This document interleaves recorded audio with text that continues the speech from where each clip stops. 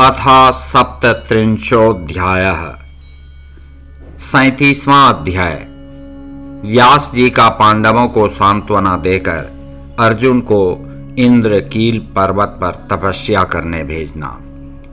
नंदीश्वर बोले, हे प्राज्ञ, अब आप शिवजी का किरातावतार सुनिए, जिसमें उन्होंने प्रसन्न होकर मूक दानव का वध किया एवं अर्जुन को वर प्रदान किया। द्यूत क्रीड़ा में जब श्रेष्ठ पांडवों को दुर्योधन ने जीत लिया, तब वे परम पतिव्रता द्रौपदी को अपने साथ लेकर द्वैत वन चले गए। उस समय वे पांडव वहां पर सूर्य के द्वारा दी गई स्थाली अर्थात बटलोई का आश्रय लेकर सुखपूर्वक अपना समय बिताने लगे। हे विप्रेंद्र, तब दुर्योधन ने महामुनि दुर्वासा को छल करने के लिए आदर पूर्वक प्रेरित किया। तदनंतर महामुनि दुर्वासा पांडवों के निकट गए। वहां जाकर अपने 10,000 शिष्यों के साथ दुर्वासा ने मनोनुकूल भोजन उन पांडवों से प्रेम पूर्वक मांगा।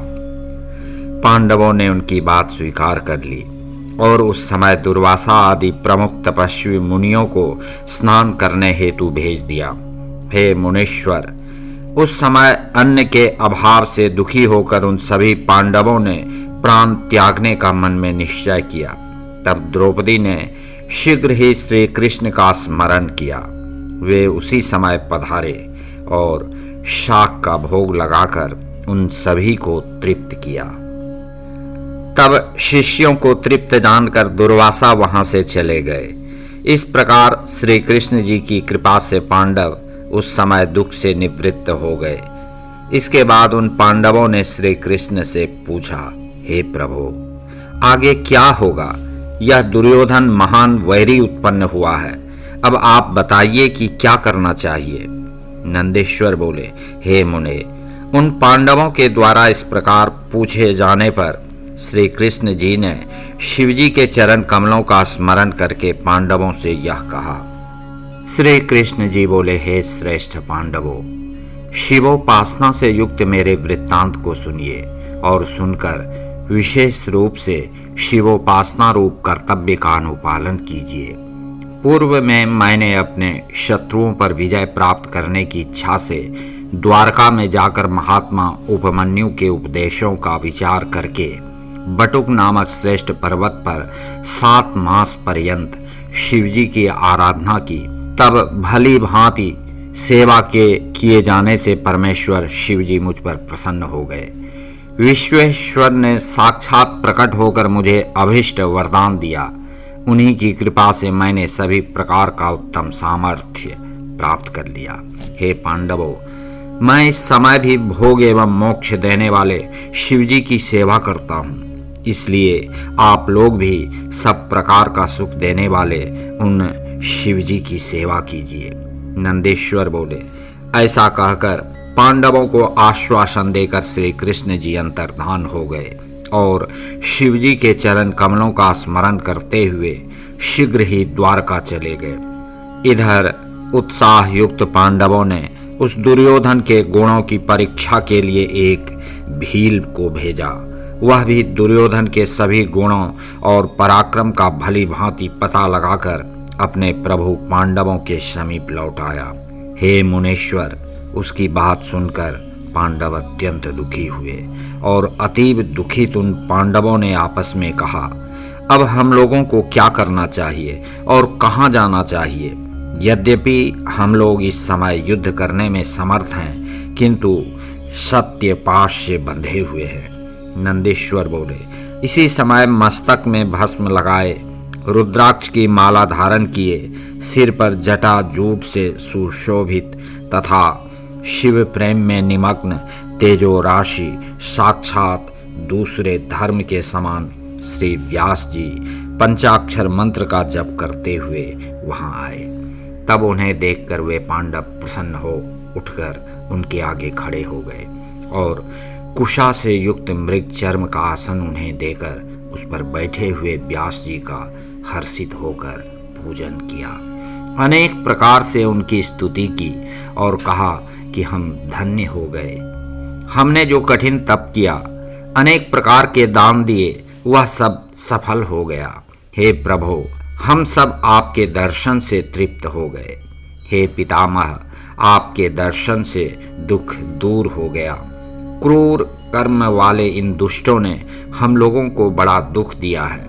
आप जैसे श्रेयमानों का दर्शन हो जाने पर जो दुख कभी ना गया, वह अब चला ही जाएगा। ऐसा हम लोगों का विचारपूर्ण निश्चय है। सब कुछ करने में समर्थ आप जैसे महात्माओं के आश्रम में पधारने पर भी यदि दुख दूर ना हुआ, तो इसमें दैव ही कारण है। बड़े लोगों का स्वभाव कल्प वृक्ष के समान माना गया है। उनके आने पर दुख का कारण भूत दारिद्र्य निश्चित रूप से चला जाता है। हे प्रभु, महापुरुषों के गुणों का कथन करने से, उनका नाम संकीर्तन मात्र करने से अथवा उनका आश्रय लेने से व्यक्ति महत्ता या उपेक्षा करने से लघुता को प्राप्त करता है। इसमें कोई विचार नहीं करना चाहिए। उत्तम पुरुषों में स्वभाव ही ऐसा होता है कि वे दीन जनों का परिपालन करते हैं। निर्धनता को लोक में परम कल्याणकारी माना गया है, क्योंकि इसके सामने अर्थात लक्ष्य के रूप में दूसरे का उपकार और सज्जनों की सेवा ये ही रहते हैं। उसके बाद जो भाग्य है उसमें किसी को दोष नहीं देना चाहिए। इसलिए हे स्वामिनी, आपके दर्शन से हम लोग अपना मंगल ही मानते हैं। आपके आगमन मात्र से हमारा मन हर्षित हो उठा है।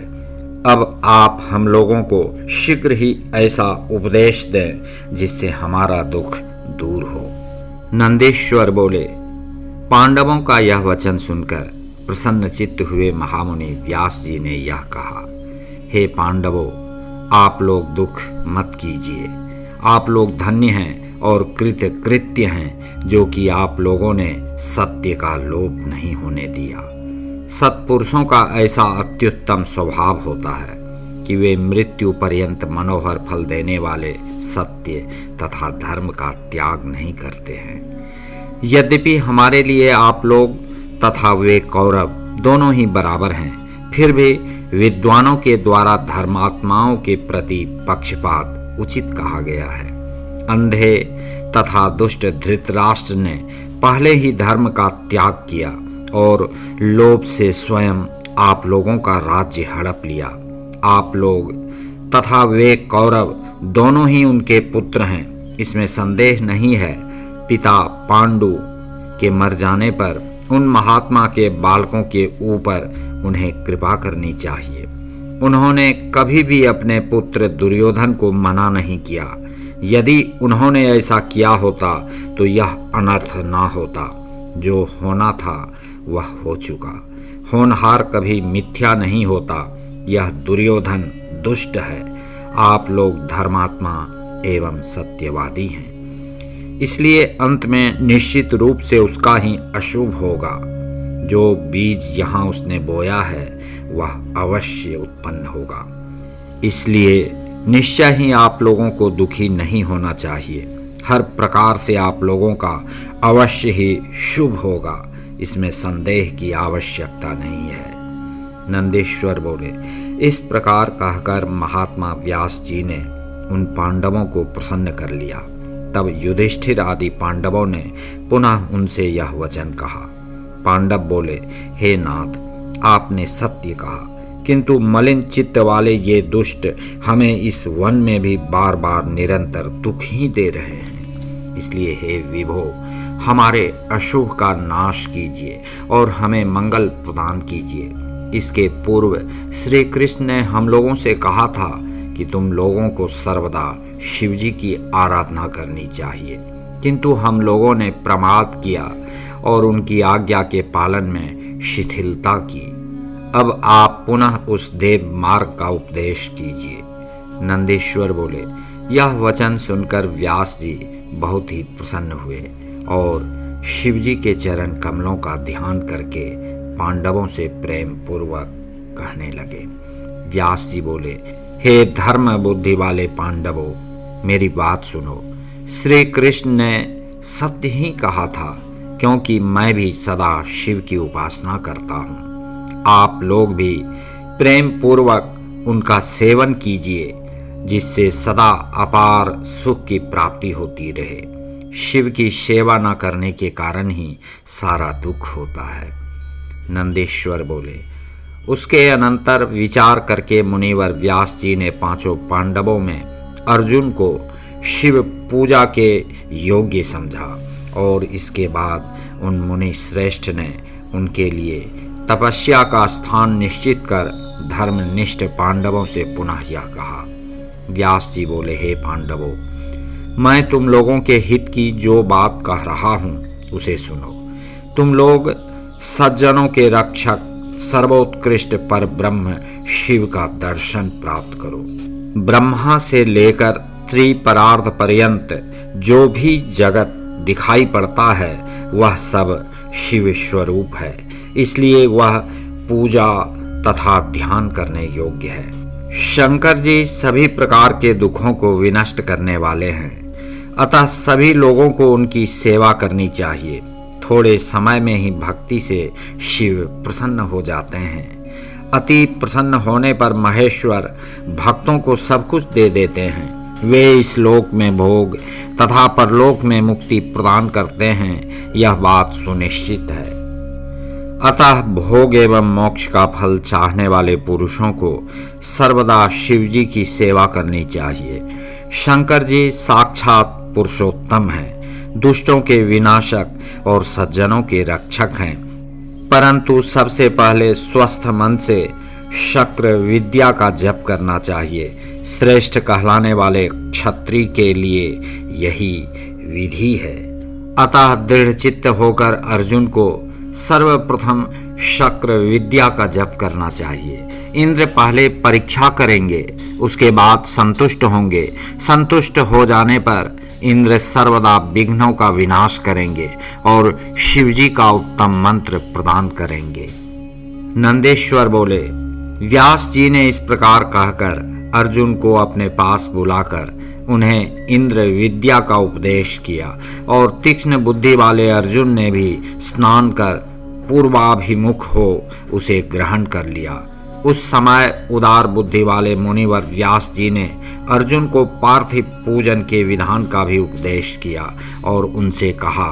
व्यास जी बोले, हे पार्थ, आप इसी समय शीघ्र ही यहाँ से अत्यंत शोभा संपन्न इंद्रकील पर्वत पर जाइए और वहाँ गंगा के तट पर स्थित होकर भली भांति तपस्या कीजिए। यह अदृश्य विद्या सर्वदा आपका हित करती रहेगी। मुनि ने उन्हें यह आशीर्वाद दिया। उसके बाद पांडवों से कहा, हे श्रेष्ठ राजाओं, आप लोग धर्म का आश्रय लेकर यहाँ निवास करें। आप लोगों को श्रेष्ठ सिद्धि अवश्य प्राप्त होगी, इसमें संदेह नहीं करना चाहिए। नंदेश्वर बोले, उन पांडवों को यह आशीर्वाद देकर शिवजी के चरण कमलों का ध्यान करके मुनीश्वर व्यास क्षण भर में अंतर्धान हो गए।